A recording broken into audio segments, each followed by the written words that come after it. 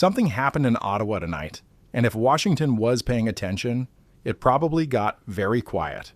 Because Prime Minister Mark Carney may have just delivered one of the boldest and politically sharpest speeches a Canadian leader has aimed at the United States in years. And honestly, this wasn't just another trade speech. This felt personal, strategic, and potentially historic. Because throughout his remarks, Carney sent a message that was impossible to miss. Canada is preparing for a future that is less dependent on Washington, less vulnerable to political pressure, and far more connected to new global partnerships across Europe, Asia, and beyond. But then, he went even further.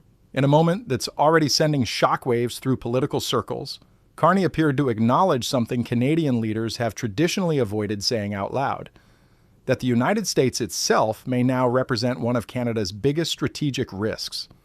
Just think about that for a second. For generations, the Canada-US relationship was treated as untouchable. Economically, politically, strategically. It was the partnership everyone assumed would always be there. But after years of tariffs, trade threats, and economic pressure under President Donald Trump, that trust may be changing in real time. And Carney didn't stop there. Again and again, he spoke about rejecting grievance politics, rejecting division, rejecting demolition over construction. Language many observers are already interpreting as a direct challenge not just to Trump, but to Trumpism itself. And that's why tonight's speech may be far bigger than trade.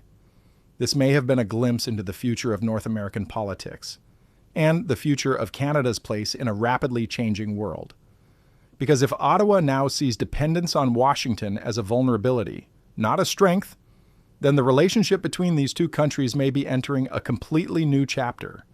And once you hear what Carney says next, you'll understand why people in both Ottawa and Washington are talking about this speech tonight. Subscribe to I Love Canada, because this story may be just getting started. And it's truth that Canada has long benefited, and we are very grateful. We have long benefited. We did say thank you. Thank you. Long benefited from our proximity to the world's largest and the world's most dynamic economy. But as the U.S. changes dramatically its policies, and that's the right of the United States, as it changes those policies, many of our former strengths have become our vulnerabilities. To be clear, we still have the best trade deal with the United States. Over 85% of our goods move tariff-free across the border. But with American tariffs, so-called 232 or strategic tariffs on autos, steel, aluminum, forest products, I could go on, but in these so-called strategic areas, those are creating deep challenges for our workers and firms in those industries that until now had been highly, highly integrated with the United States to the benefit of America as well as Canada. And our response begins by reimagining aspects of North American integration. And to be absolutely clear, Canada, like Mexico, Canada remains open to deeper integration, including options for Fortress North America in selected sectors. And to be clear, those offers are on the table. But if that route is not ultimately possible, we will invest heavily in new markets and products. We'll reward those who build, buy, and produce in Canada, and we will build new partnerships abroad. And this may be the moment Prime Minister Mark Carney delivered his clearest message yet, not just to Washington, but directly to President Donald Trump and anyone still underestimating Canada. Because Carney made one thing very clear. Canada is not closing the door on the United States.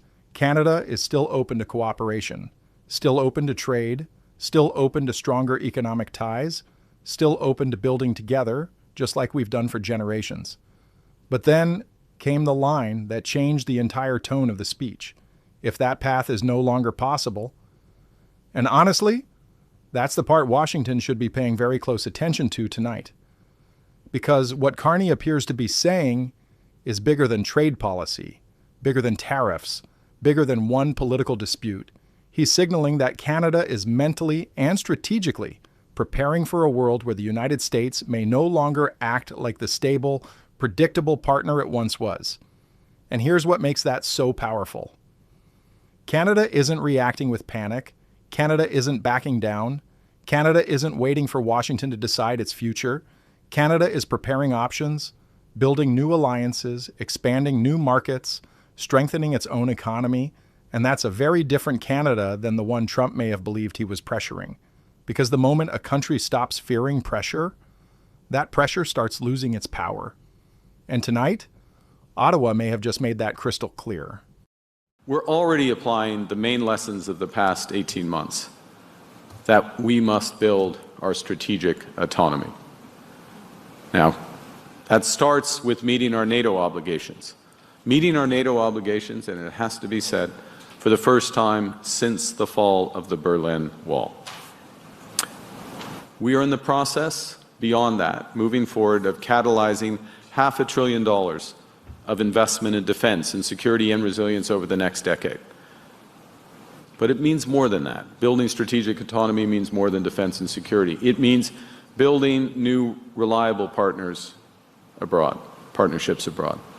We've signed in the last year 20 new economic and security agreements across 5 continents. We're on track to conclude major trade agreements this year with India, with ASEAN and Mercosur. And the early results of this strategy are encouraging. Non-U.S. exports are up sharply. We're on track to double them this decade.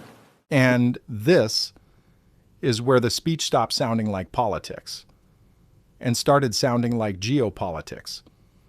Because at this point, Prime Minister Mark Carney wasn't speaking like the leader of a country simply reacting to Washington anymore.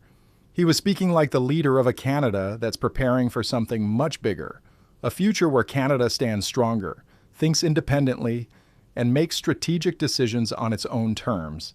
And honestly, if you listen carefully, the message is hard to miss. Carney starts laying out a very different vision for Canada's future. New global partnerships, new trade corridors, deeper security cooperation, stronger defense relationships, and an economy that's no longer built around depending on just one partner. In other words, Canada isn't just adapting to a changing world. Canada may be repositioning itself within it. And that's what makes this moment so remarkable. Because just a few years ago, hearing a Canadian Prime Minister openly talk about building a future less centered on the United States would have sounded almost unthinkable. But tonight, it didn't sound radical. It sounded deliberate, it sounded strategic, and most importantly, it sounded like Canada is already moving. And if that's true, then what we're hearing tonight may not just be another speech. It may be the sound of Canada writing an entirely new chapter in its place on the world stage. Foreign investment in Canada is at its highest in 2 decades, and it's running more than twice the rate, adjusted for the size of our economy, of all other G7 economies. And we're making this progress. We're making this progress because Canada is blessed with what the world wants, from energy to critical minerals, from aerospace to AI. We're making this progress because we have the values to which much of the world aspires, including commitments to sustainability, the rule of law, the belief that openness brings strength and mutual benefit.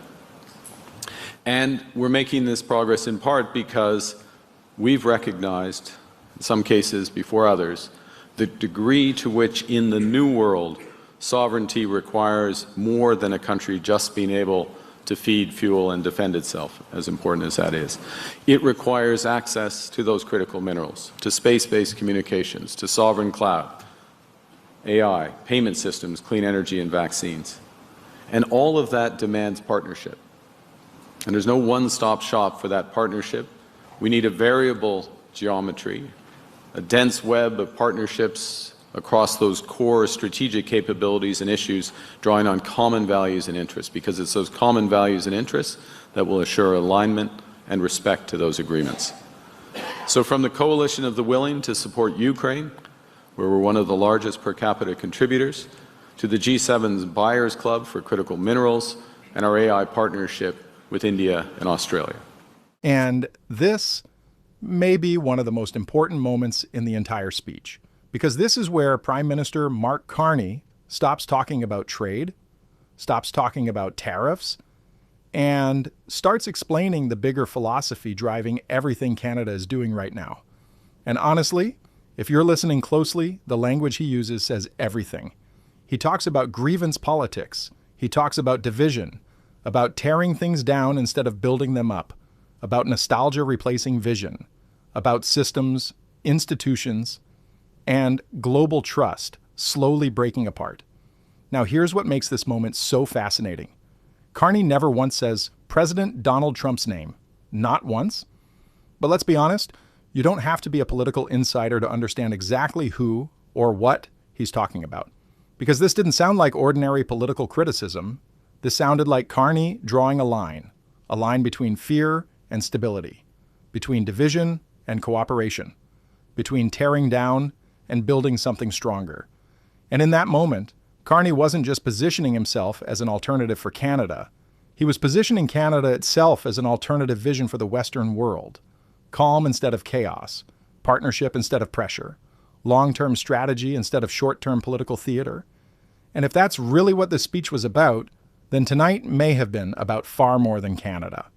It may have been about who leads the next chapter of the Western Alliance.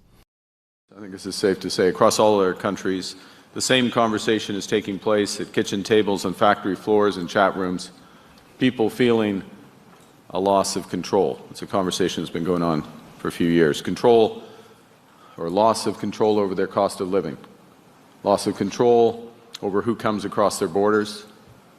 Loss of control, as we've just heard, over what enters their social media feed. Control or loss thereof of a technology that may displace, destroy their jobs before it improves their lives. Control in a world that's more divided and dangerous by the day. And that loss of agency, control, is the common thread through all our politics. It doesn't respect ideology, it doesn't respect the old left-right map. And it has fed a politics of grievance, one that thrives on scarcity, feeds on division, and promises strength through demolition. And it won't be addressed by the old ways. And just as Marshall McLuhan, that's my necessary Canadian reference, Marshall McLuhan, described 60 years ago, our age of anxiety is caused by trying to do today's job with yesterday's tools and yesterday's concepts. And I thought that was one of President Obama's main points last evening, a fascinating conversation, point that we need new institutions as much as reimagining the old ones. And that was part of my argument at Davos, that the international rules-based order that we helped build together no longer works as it once claimed, that we cannot restore that which no longer holds, that nostalgia is not a strategy. And this may be one of the most politically uncomfortable moments yet for President Donald Trump's trade strategy. Because Prime Minister Mark Carney doesn't try to sugarcoat what's happening. He calls it exactly what it is, a tariff crisis. But then he reveals something that may be even more significant. This isn't just changing policy, it's changing people. According to Carney, Canadians are changing how they spend, how they travel, and even who they choose to support economically. More Canadians are buying Canadian, more families are vacationing here at home, more businesses are looking for partners beyond the border, and perhaps most striking of all, Carney points to a sharp drop in cross-border travel between Canada and the United States, a number that's getting attention on both sides of the border. And honestly, that's a statistic Washington can't ignore. Because these tariffs were supposed to project American strength. They were supposed to increase leverage. They were supposed to remind allies who held the upper hand. But if the result is Canadians pulling back, spending less in America, traveling less to America, and building stronger economic habits at home, then the entire narrative starts looking very different. Because what may be happening now isn't just economic pressure. It may be something far harder to repair. It may be trust, quietly breaking down in real time. And once trust between neighbors starts fading, rebuilding it can take a whole lot longer than any trade deal. Giving people agency. This goes back to taking back control. So in the tariff crisis, and I don't think it's an overstatement to call it a tariff crisis, the response of Canadians has been exceptional. Canadians have been keen to do their bit, effectively, do their bit, buy Canadian, visit their country. So help make that happen. It's clear labeling. It means the government following their example with a buy Canadian policy, which we now have. It means seemingly little things, but incredibly important things. We introduced something called the Canada Strong Pass, which meant cheap rail travel for youth and families, free visits to national parks, museums, exhibitions.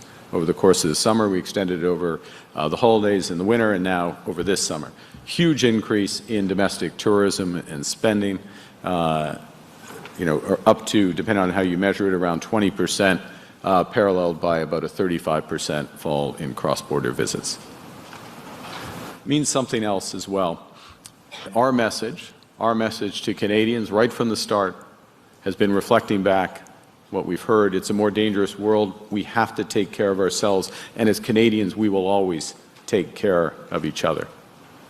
Building a country that's not just strong, but good. Not just prosperous, but fair. Not just for some most of the time, but for all Canadians all of the time. Soyons tous. Pour un Canada pour tous et pour un monde bâti ensemble. Thank you very much. Thank you for your commitment to Canada. Thank you for electing me this time. And after everything we heard tonight, one message came through louder than anything else. Prime Minister Mark Carney is no longer speaking like a leader, simply trying to manage tensions with President Donald Trump. Tonight, he sounded like a leader preparing Canada for a completely different world.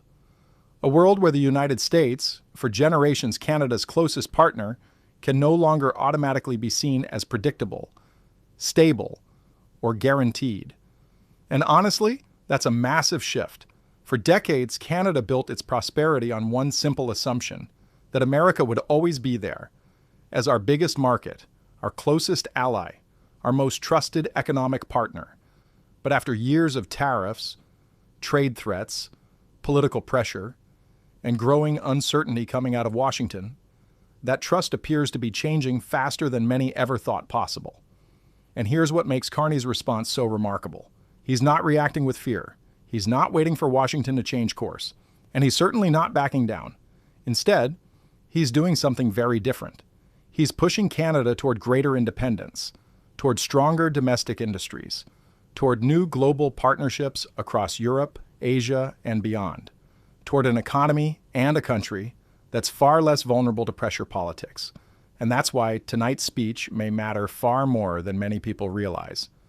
Because underneath the applause, underneath the policy announcements, underneath the headlines, there was a much deeper message.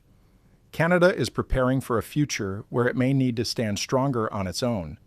And if that shift continues, the political, economic, and strategic consequences could reshape North America for decades to come.